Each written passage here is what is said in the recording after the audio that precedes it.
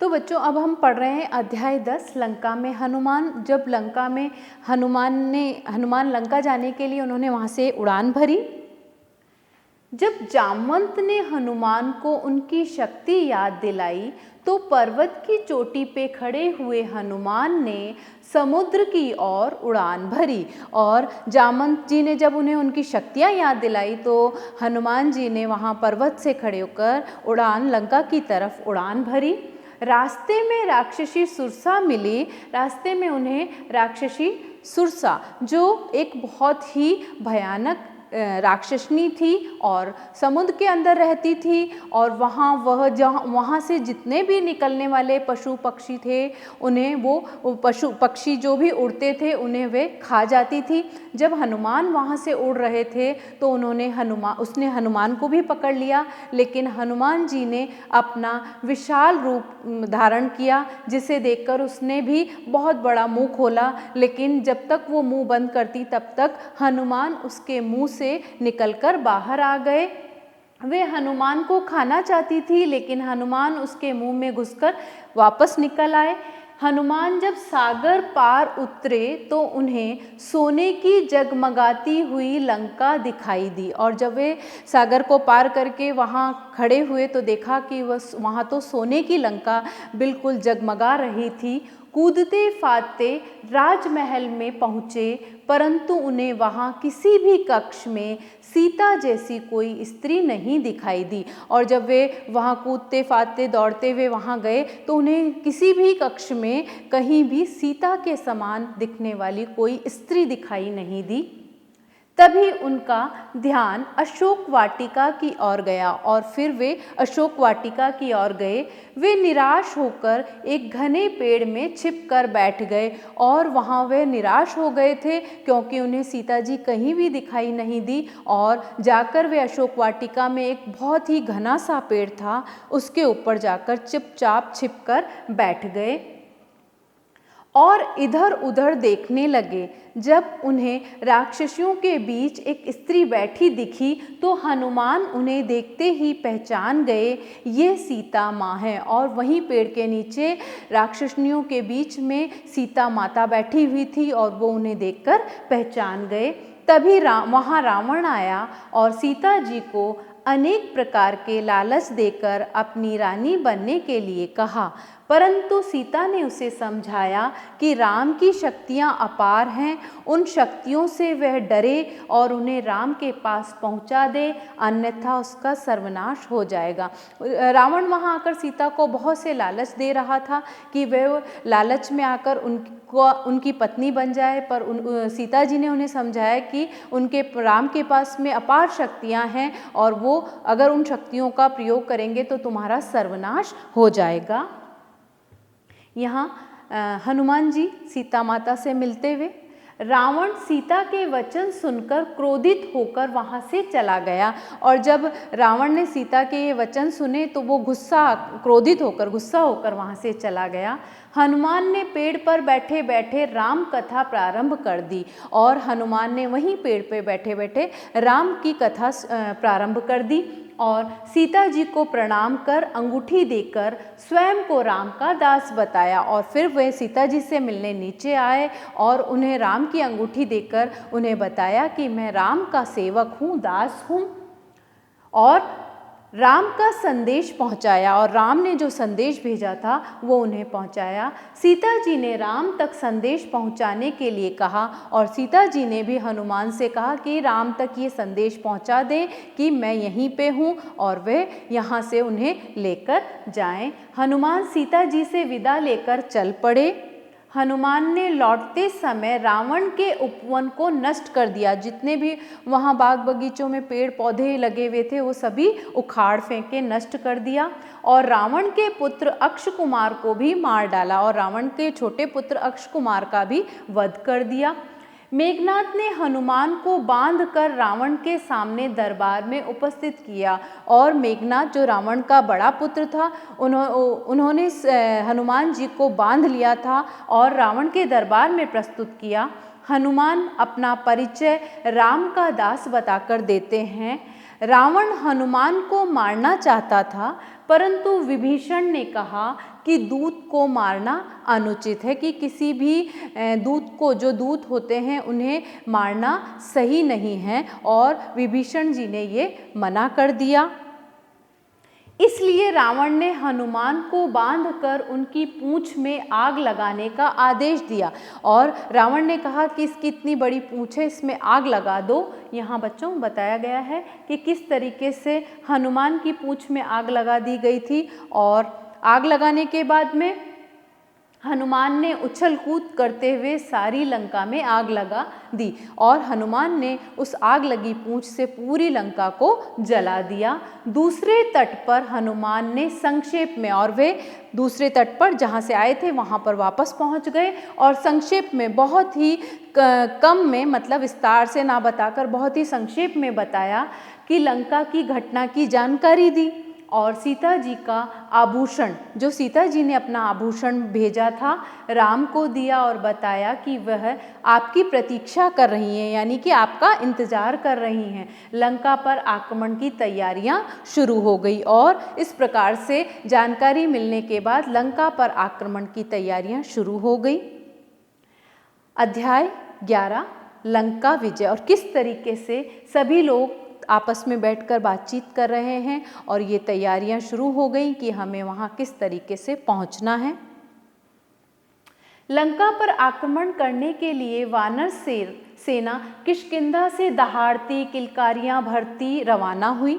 लंका में राम की शक्तियों के बारे में जानकर राक्षसों को हताश देखकर विभीषण ने रावण को समझाया, क्योंकि सभी लोग ये जान रहे थे, जो राक्षस थे उन्हें पता था कि राम की शक्तियाँ बहुत अपार हैं और उनसे कोई बच नहीं सकता। वे बड़े हताश निराश हो रखे थे, लेकिन विभीषण ने उन्हें समझाया, साथ में रावण को भी समझाया इस बात पर। रावण को इस बात पर क्रोध आ गया जब वे उसे समझाने लगे, विभीषण क्योंकि रावण के छोटे भाई थे और उन्हें समझाने लगे, तो रावण को क्रोध आया और उसने विभीषण को अपना शत्रु बताकर लंका से निकल जाने के लिए कहा, और उनसे कहा कि वे यह लंका छोड़कर यहाँ से चले जाएं। विभीषण उसी रात को लंका से निकल राम के शिविर में पहुँच गए, और विभीषण कहाँ पहुँच गए? राम के शिविर में पहुँच गए। सुग्रीव विभीषण को राम के पास ले गए, और राम ने उन्हें लंका की राजगद्दी देने का आश्वासन दिया। वहाँ जब विभीषण राम के वहाँ पहुँचे तो सुग्रीव उन्हें राम से मिलाने ले गए, और राम को विभीषण ने पूरी कथा बताई। तब राम ने उन्हें कहा कि आपको राजगद्दी दी जाएगी, आश्वासन दिया। समुद्र के कहने पर नल ने समुद्र में 5 दिन में पुल बना दिया, और नल जो था, जिसे ये वरदान मिला हुआ था कि वो किसी भी पत्थर को अगर पानी में फेंकेगा तो वो पत्थर पानी में नहीं डूबेंगे, तो नल ने जितने भी वे पत्थर थे वो पानी में डाले। यहाँ बच्चों देखो पत्थर डालते हुए बताया गया है, श्री राम नाम लिखा है, और जैसे जैसे पत्थर डलते जा रहे थे पुल आगे बढ़ता जा रहा था। 5 दिन के अंदर वो पुल तैयार हो गया, जिसके द्वारा सारी वानर सेना लंका के किनारे पहुंच गई। राम ने अंगद को भेजकर सुलह करने का अंतिम प्रयास किया, परंतु रावण ने उसे ठुकरा दिया। अंतिम प्रयास राम ने फिर किया और अंगद को भेजा कि तुम जाकर वहाँ रावण से कहो कि अभी भी वो अपनी अगर वो चाहे तो सीता जी को लौटा दे, लेकिन रावण ने उसे ठुकरा दिया, उस अंतिम प्रयास को भी ना माना। भयानक युद्ध हुआ दोनों के बीच, दोनों ओर से अनेक वीर योद्धा मारे गए। मेघनाद ने रावण की ओर से मोर्चा संभाला। रावण की सेना के अनेक महाबली मारे गए। ये सुनकर रावण ने कमान संभाली। अब जब बहुत सारे उसके महाबली मारे जा रहे थे तो रावण ने खुद ने अपनी जो भी युद्ध जो सेना थी उसकी कमान संभाल ली। रावण ने कुंभकर्ण को जगाया। उसे देखकर वानर सेना में खलबली मच गई, क्योंकि वो विशालकाय शरीर का था, और जब वे आया तो वहाँ वानर सेना में खलबली सी मच गई, हलचल हो गई। उसने हनुमान और अंगद को घायल कर दिया। उसके पास इतनी शक्तियाँ थी कि उसने भी हनुमान और अंगद को घायल कर दिया। राम लक्ष्मण ने बाणों की वर्षा से कुंभकर्ण को मार दिया और राम लक्ष्मण के बाणों से उसे भी मार दिया गया। मेघनाद को लक्ष्मण ने मार गिराया। विभीषण को राम की सेना में देख रावण क्रोधित हो गया। जब विभीषण को उसने देखा कि वे राम की सेना में है तो रावण बड़ा ही क्रोधित हो गया, गुस्सा आया उसे, और उसके बाण से लक्ष्मण अचेत हो गए और उसने एक ऐसा बाण चलाया जिसकी वजह से लक्ष्मण जो हैं वो बेहोश हो गए, अचेत हो गए। तब हनुमान संजीवनी बूटी लाए और लक्ष्मण स्वस्थ हुए। और तब हनुमान संजीवनी बूटी लेकर आए और उसे देकर लक्ष्मण को स्वस्थ किया गया। राम और रावण में भयानक युद्ध हुआ और राम के बाण से रावण धरती पर गिरा और मारा गया। रण क्षेत्र में विभीषण दुखी थे क्योंकि विभीषण रावण के भाई थे और रावण उनका बड़ा भाई था। जब उन्होंने देखा कि रावण मर गया है, उसको मृत्यु प्राप्त हो गई है, तो वो बड़े ही दुखी हुए। पर राम ने उन्हें समझाया और विभीषण को लंका का राजा बनाया गया। सीता को अशोक वाटिका से लाया गया। अब क्योंकि रावण का वध हो चुका था तो सीता जी को अशोक वाटिका से लाया गया। सभी को वे अपनी कल्पनाओं से अधिक सुंदर वे सौम्य लगी। जैसी सभी ने कल्पना की थी उससे अधिक ही वे उन्हें दिखाई दी। बच्चों, अब आते हैं हम अध्याय 12, राम का राज्याभिषेक।